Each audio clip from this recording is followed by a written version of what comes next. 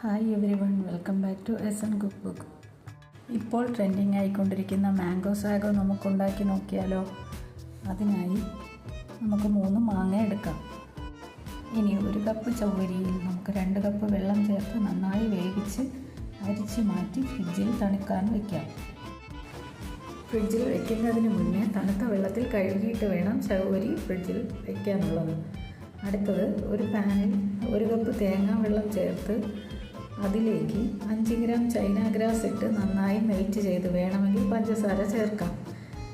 അതും അരിച്ച് തണുത്തതിന് ശേഷം അതും ഫ്രിഡ്ജിൽ തണുക്കാൻ വയ്ക്കണം. ഇനി ഒരു ബൗളിൽ 1/2 കപ്പ് കണ്ടൻസ്ഡ് മിൽക്ക് എടുത്ത് അതിലേക്ക് 1 കപ്പ് മാങ്ങയും ചേർത്ത്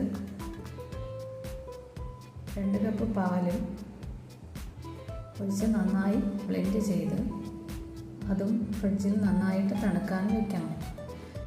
അതിനുശേഷം എല്ലാം കൂടി ഒരു ബൗളിൽ നന്നായി മിക്സ് ചെയ്യണം. ചൈന ഗ്രാസ് ചെറിയ ക്യൂബുകളായി കട്ട് ചെയ്തെടുക്കണം. അതിലേക്ക് മാങ്ങ അരിഞ്ഞതും ചേർത്ത് തണുക്കാൻ വെച്ച ചവ്വരിയും ഐസ് ക്യൂബും ബ്ലെൻഡ് ചെയ്ത് വെച്ച മാംഗോ ഷേക്കും ഒരുമിച്ച് ചേർത്ത് എല്ലാം കൂടി നന്നായി മിക്സ് ചെയ്ത് ഉപയോഗിക്കാം.